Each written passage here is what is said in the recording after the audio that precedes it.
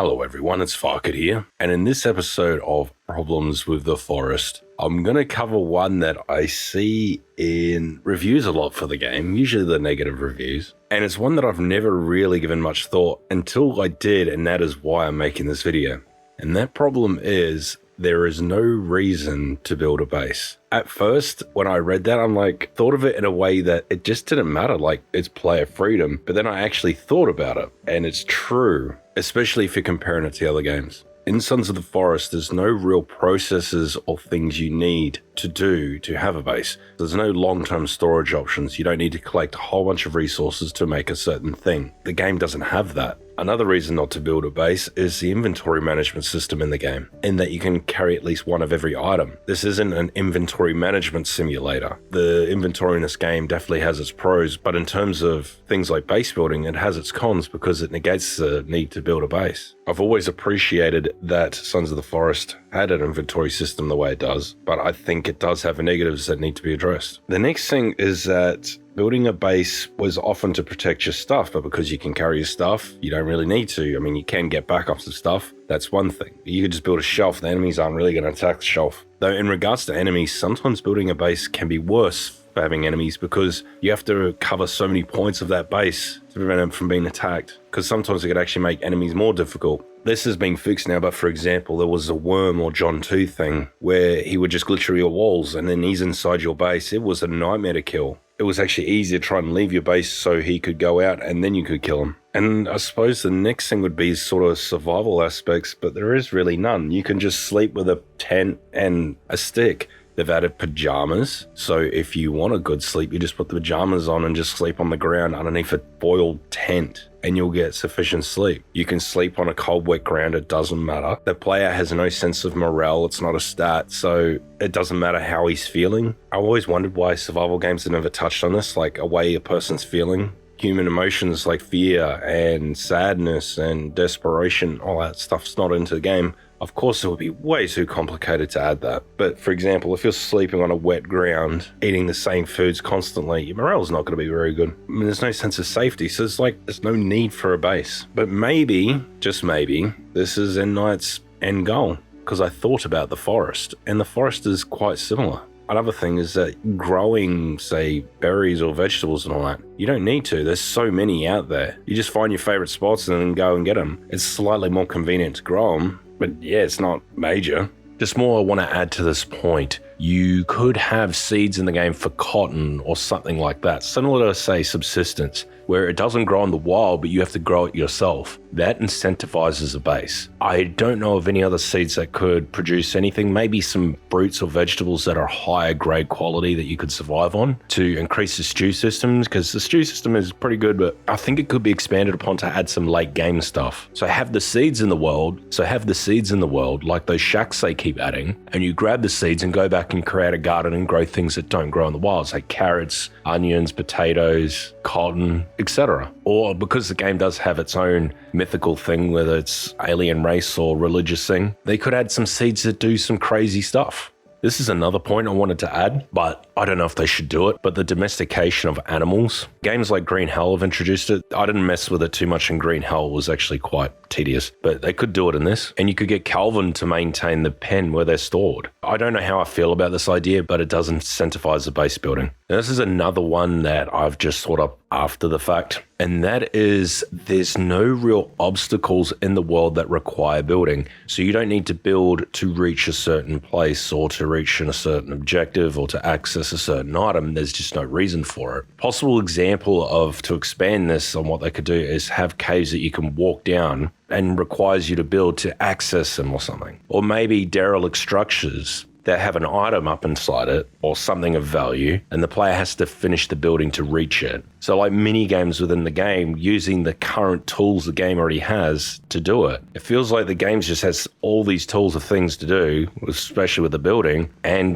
it's just for fun.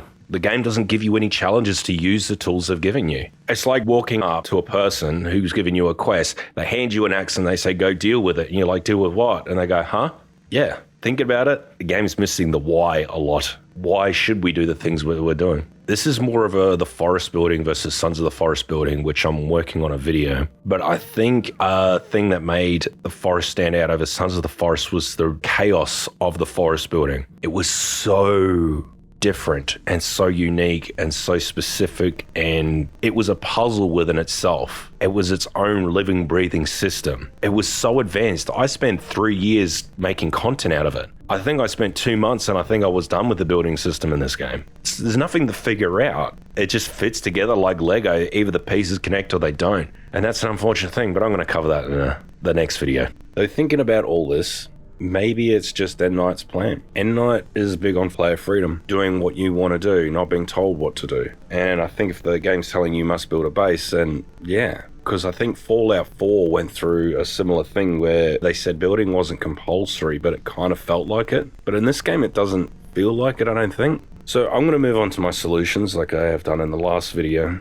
And it's pretty much just going to address what I've already mentioned, like adding survival aspects, maybe reworking the comfort system, maybe a morale system, a sanity system. If you're just sleeping under a tent all the time, when there's giant mutants and cannibals running around all the time, that's got to do things to the mental psyche. But if you're in a building behind walls and defenses, you're going to feel a lot better. The next one would be adding major buildings you can build that serve a purpose in the long term. Like, I really want a stove. I really want a stove. I'm actually not redesigning my cooking system in my season 2 because I want to wait till the stove's in. But they could add other things as well. No, of course they can. That doesn't make sense. Why did I say that?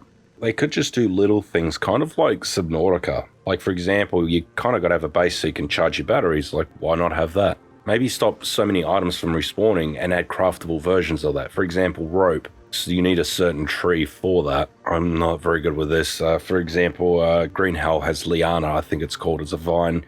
You can turn it into rope. Maybe have something like that, but the player has to use a crafting station instead of doing an inventory. This is actually a really good idea, how they could fix it. If it's a problem for them, I don't know if they see it as a problem. All this talking could be just a waste of time. But crafting stations. The player can't craft everything in their inventory, clearly. I mean, you've even got the 3D printer. That's one example of a crafting system that the player doesn't have, but he doesn't need a base for that because they're all in bunkers. You can't take it with you. Here's another thing that I think might be good is I've had the idea of a buggy that you can build and maintain it and upgrade it and that sort of stuff. Instead of just having vehicles you find, have one that you can build and maintain. You can upgrade it, speed, add grappling hooks to it. But my main idea behind this vehicle is that it has a storage item for one large piece of furniture. For example, you could go into a bunker and pull out the 3D printer, load it on and take it to your base. Otherwise, when you're carrying it, you've got a crawling speed or something like that. Or maybe it just automatically loads, you can't actually carry it. Then it gives the player the ability to grab items from around the world, rare items, and bring them back to their base and use them for unique purposes that they'd otherwise have to travel halfway across the map for. Another thing would be just adding boats to the game. The forest boats were brilliant. They were amazing. A little too safe, but maybe they could have killer whales or something mess with you. I don't know. Nothing like Ark where that lead 60s, I think it was called. That thing would just completely destroy your boat. I think another solution would just be overall home improvements. Like if you can add guttering systems to a home, you can already add electricity, but a lot of it's not that useful. It's very in its early stages. The game at its current state, and why I don't think many people are playing it, it just feels too much like a blank canvas. But that is a good thing, because where it could go is End Knight could just provide tools for players to create their own stuff.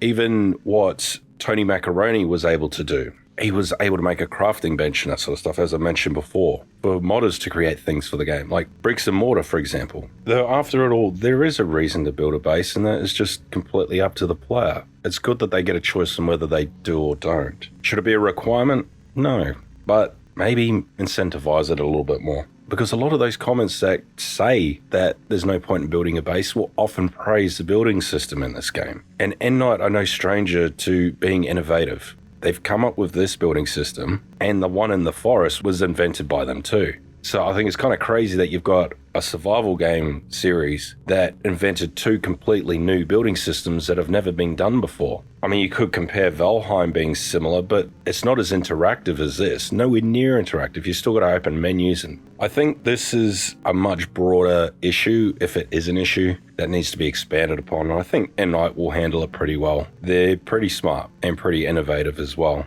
I think I've said this before, but they haven't got where they've got by copying what the last guy did. This game feels very different to The Forest. If you don't believe me, jump back in and have a look at it. It's quite a lot different. I don't know if I'm defending Sons of the Forest right now. It's just, I want to see this game flourish. I think it's got a lot of possibilities. But yeah, I think I've talked long enough. I think I ran out of things to say after the first 5 minutes, and then here we are. By the way, if this video felt disjointed, apologies. I never write scripts. This was completely all off the top of my head, and a lot of these ideas I actually didn't have until while I was talking about it. So it's like, Dear Diary, today I felt a good feeling. But that's enough for this one. If you have any ideas or you want to elaborate or tell me I'm wrong, let me know in the comments. That might have been something I missed, because I do have a feeling Ed and I are watching these videos. So let me know your thoughts. Anyway, if you like this video, make sure you like and subscribe. Cheers.